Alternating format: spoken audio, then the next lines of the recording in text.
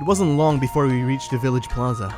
As luck would have it, we arrived just as the two other girls got there. In the center, the bonfire had been put out, and climbing up the support beams were four strange shapes. I recognized one of them as the slime girl, Sakura, but the other three were unrecognizable. What's going on? Did you come to ruin the festival? You are the meanie pants from before. Ah, so he's the human who made Machiko-chan and Maiko-chan betray us. It's their own fault. That's right. Those wicked humans didn't invite us to their party. That was really mean of them. We did not betray anyone. The ones causing trouble are you four. We are simply trying to get along with the humans, to work together. All you ever do is cause trouble. You were not invited because you could not be trusted. You have ruined our bonfire, terrorized our people, and upset the proceedings. All because you felt you had been snubbed. All because of your own actions. You have no one to blame for this but yourselves. Ah, it's the manga girl with the sharp stick. Look who is talking. It's a slime girl with a stupid face. That could have been better, but I applaud you for your effort, Mio-chan. Nice work. Maiko-chan, do you remember the spells we found the other day? The ones in your book? I think so. The ones like the one I did before. It worries me that I know exactly what that girl is referring to. Do you think you can do both of them? I know it's difficult, but I believe in you. I know you can do it. Yeah, go Maiko-chan! Do you really think I would fall from the same trick? Ha! Sisters, we should show them why we are undefeated. As the sisters darted towards us, Maiko unleashed her first spell. The glowing light billowed up from her hands and shot forwards. The spell struck the yellow girl head-on, but seemed to have no effect. As they got closer, Sakura shifted to the front, and the twin blades of Narumi and Mio struck, slicing through her body without any effort. I managed to duck as a large ball of pink slime shot past me. As soon as I was back on my feet, I barged into one of the other slime girls. Surprisingly enough, she turned out to have quite a lot of mass. Magic can't hurt Tsuki, and physical attacks can't hurt me. We are completely undefeatable. Surrender your village to us, and we might just let you all keep living here as our toys. This is bad. Not yet. Maiko! Use the other spell, now! The girl nodded and began to cast her spell, stepping in front of Machiko, who seemed to be preparing some of her own, staff in hand. I found it a bit strange. I didn't recall seeing any staff lying around, and she usually did not carry any with her. But for whatever reason, she had access to it now. But it won't work. It'll just... Trust me, Maiko-chan. I wouldn't ask you to do something like this if I wasn't sure it would work. As Sakura kept the two female guards busy, the two other slime girls began taunting us, throwing discarded fruit in our direction. Ah! I leapt towards the yellow slime girl, slamming into her at full speed, and managed to knock her over. The girl let out a surprised yelp and watched in horror as Maiko's spell soared past her, hitting Sakura in the back. A high-pitched scream escaped from the pink slime girl. That hurts! How did you do that, Takani? Yeah, how do you push her over? Our blades won't even make a scratch. Remember what she said? She's the only one immune to physical attacks. The others can be hit and cut just fine. And that is absolutely perfect for what I have right here.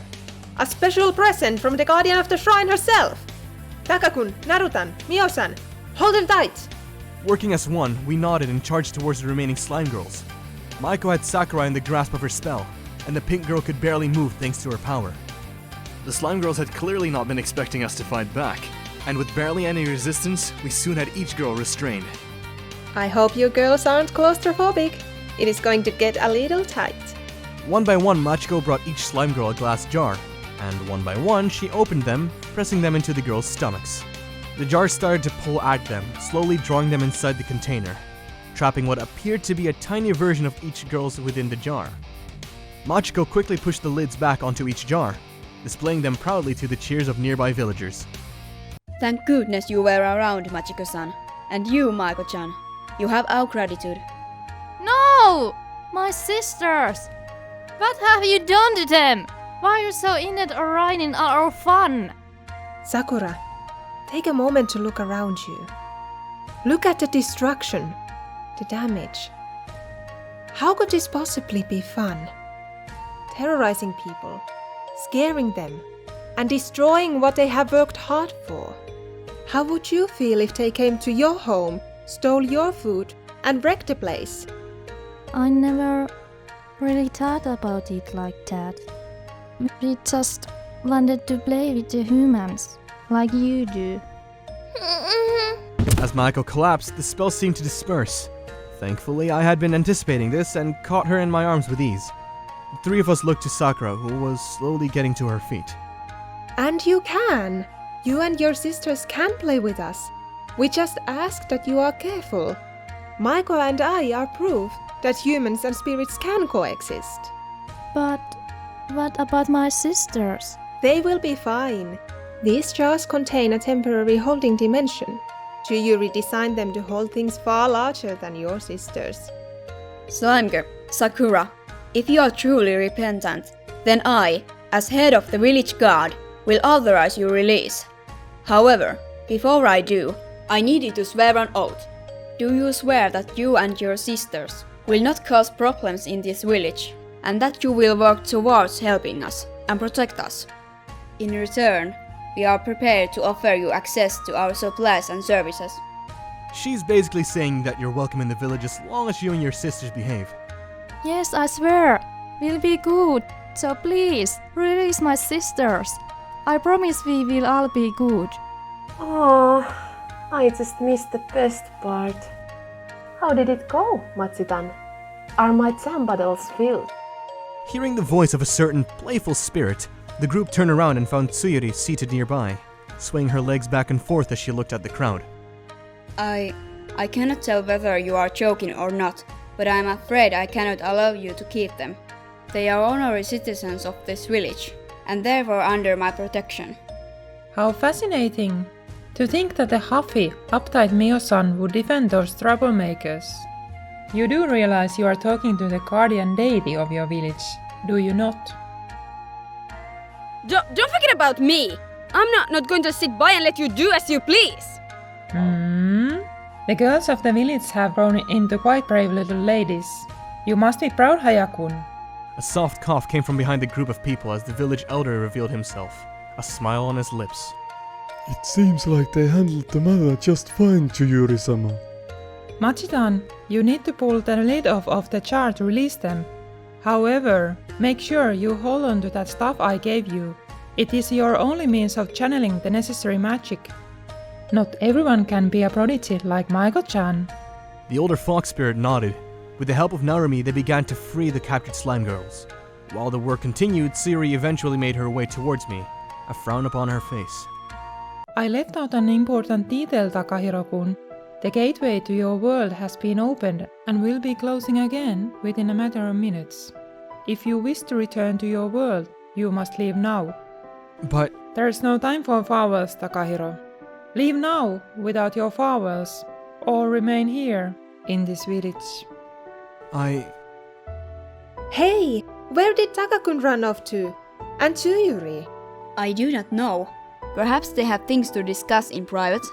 Or maybe he's gone to win me another prize. Or went to get some food. I'm still a bit peckish. Recalling the promise I had made, I turned my back to the girls that had gathered around the released slime girls, and followed Tsuyuri as she picked her way through the streets and into the woods. It was unfortunate that I didn't get to say my farewells, but I had a goal to accomplish. It is a hard decision to make. However, I doubt this is the last we hear from you, Takahiro. The spirit smiled, her hands pressed against my shoulder, a light shove pushing me backwards. What was that for? Interrupted by sudden dizziness, the last thing I heard was the spirit's amused whisper. Good luck. You are going to need it. Before I had the chance to reply, I felt my body getting heavy. My vision blurred, and soon, I was consumed entirely by darkness.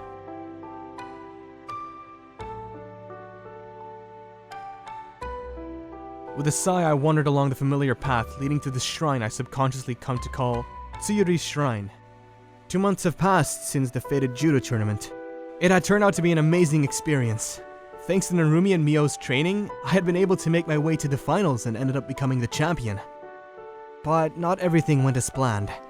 Even though I was kind of embarrassed by it all, I declined the proposal for me to start playing on an international level. When I announced the reason I declined was because of a girl, it quickly made headlines all over the country. Rising judo star ends career for the sake of true love. Many silly things ended up being written about me, but it didn't matter. I had declined their offer because of the promise I had made to Maiko, that I would return once I had finished my business in this world. But perhaps I had been too naive, thinking that it would be as easy as that. I had been visiting the shrine every day for 2 months, praying and calling out for Tsuyuri, but none were ever answered. Knowing her, she's probably laughing her rear off at me, standing here, shouting like this. I smiled a bit as I looked around the area, recalling how familiar it looked to the place I had visited with the fox spirits. Speaking of which, although nothing remained of the village, it turned out that there may have been a connection between it and the city of my world. Many generations ago, when the city was still a small town, a group of malicious fiends attacked the village, but were later driven out. Sometime afterwards, they named the city Tsukinotoshi. A city named after a certain tsundere? It couldn't be mere coincidence, could it? Well, guess I'll visit again tomorrow. Huh? Through the rustling of the trees, I thought I heard a voice. The moment I turned around to look, a circle of unfamiliar symbols formed at my feet. Wait! What happened to the old methods? Before I had a chance to figure out what was going on, the circle lit up and I felt the ground below me disappear. It felt as though I was falling through a tunnel of sorts. A dark, never-ending tunnel that went for what I felt like several minutes, until suddenly a light came into view and... Watch out! Before I knew it, I found myself dropping out of the air right on top of 2 girls standing below me, causing the 3 of us to topple onto the grass with a loud thud.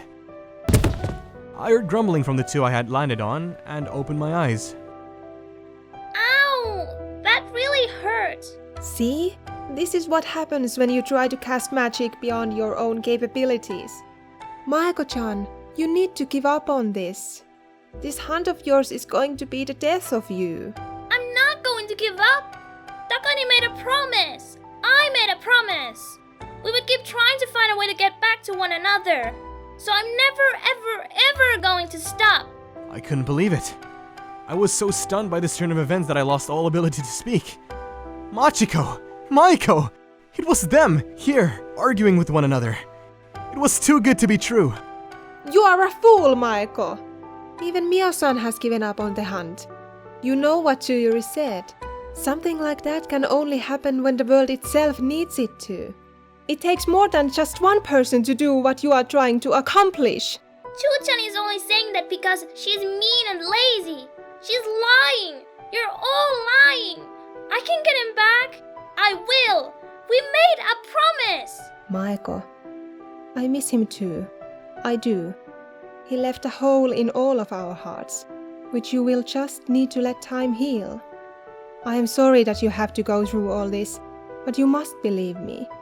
It will get better in time. It's kind of cruel to talk about me like I died, you know? Takakun! Huh? Takani! It worked! I knew it would work! It worked! It worked! It worked!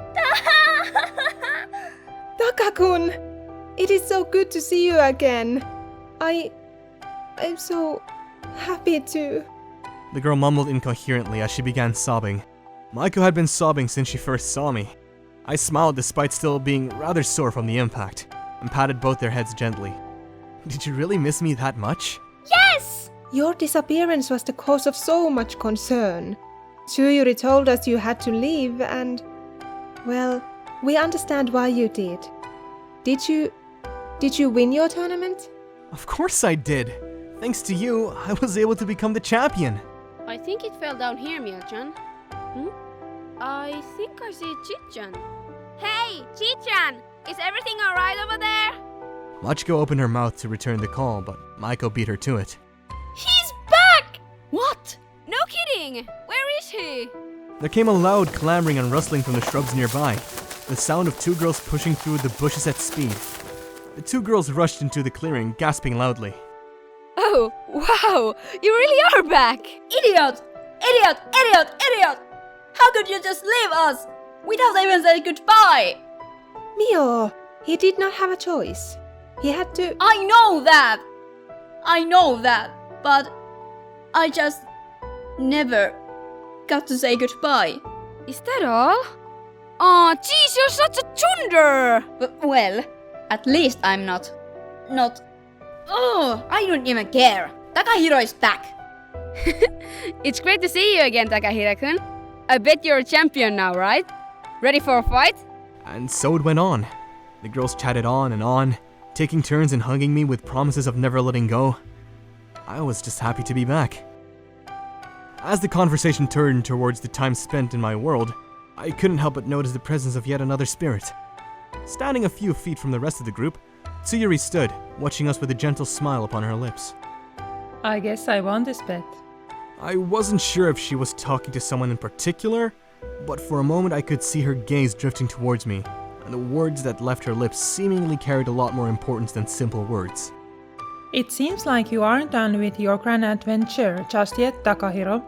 I look forward to seeing how you plan to amuse me this time. What do you mean? You will see, dear boy. You will see.